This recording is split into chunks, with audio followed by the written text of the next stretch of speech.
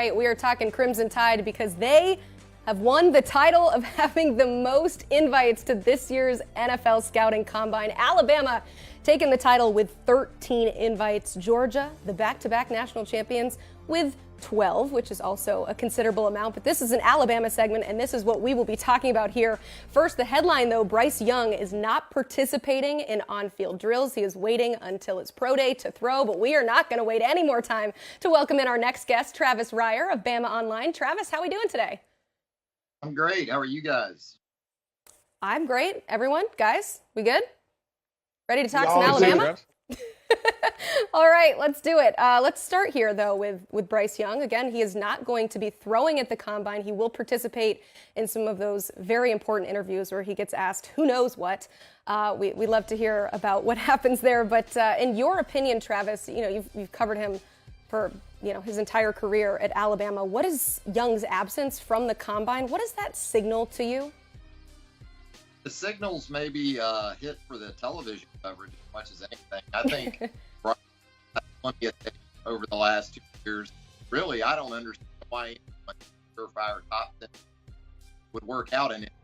Now, selfishly, I'd love to see them all working for a better program. It makes for more interesting coverage. But Bryce he speaks for himself. He's not Anthony Richardson, where it's mostly flash plays, really go through the entirety of the process, the opportunity. Again, that tape, show up in Tuscaloosa, throw for you there, and he'll work out for you.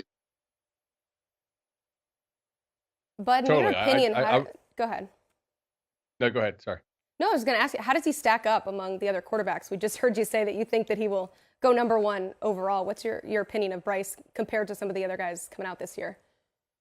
I think he's by far the most proven commodity, right? We've seen Bryce Young dominate at the high school level, dominate at the all-star level, come in and dominate in the best conference, in the best division of the best conference in the sport of college football, right? Like the dude, he really throws the intermediate stuff well, the timing, the anticipation, the accuracy. I think his sack avoidance is really key as far as how he slides in the pocket. Even though he's not a tall guy, I would expect him to measure in under 6 foot. He does have pretty big hands relative to his size, which is important if you have to play in a cold weather city, like maybe a Chicago or maybe somebody that trades up to pick him has a cold weather city. The release is consistent. I think he's the most proven guy. He's not the most toolsy guy in this draft, but I do think he has the highest floor of any of the quarterback prospects. I think that he showed consistently over his career that he can make all the throws that you need to make.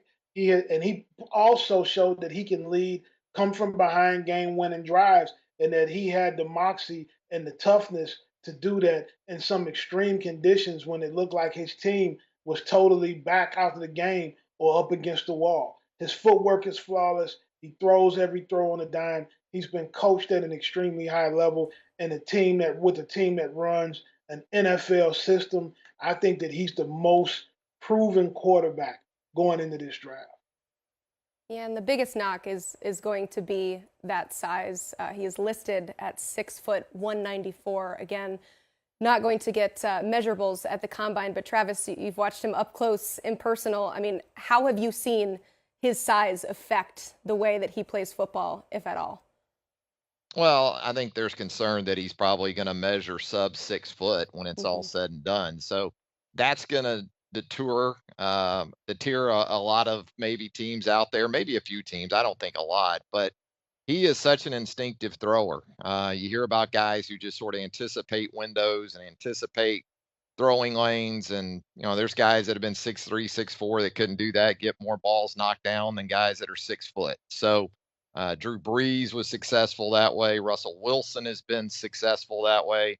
I think Bryce, with that ability to anticipate and then also the accuracy and how quickly the ball comes out on top of that, that's before we get into extending plays, which you don't like to try to project as much, I understand, to the next level, because a lot of those type of plays you make in college, you're not going to be able to make against the guys in the NFL. But the it factor, too. The guy just has it, in my opinion, intangibly.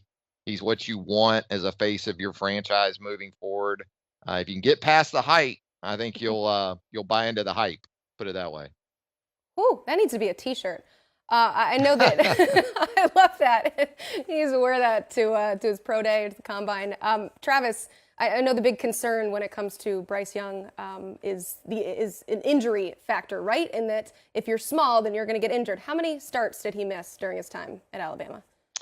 Well, he had the miss of the Texas A&M game this past season, and that did come as a result of an injury. But it wasn't as a result, really, of his size. It was his unwillingness to give up on a play. He basically hurt himself, extending a play against Arkansas in the first half in Fayetteville, landed on that throwing shoulder wrong, or in a way that caused him some issues. So I would say durability-wise, when you look at him, 15 starts in 2021. He wins the Heisman Trophy.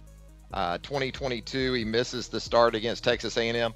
Comes back against Tennessee, fresh off of that, or still dealing with that shoulder injury, and throws for 454 yards in Knoxville.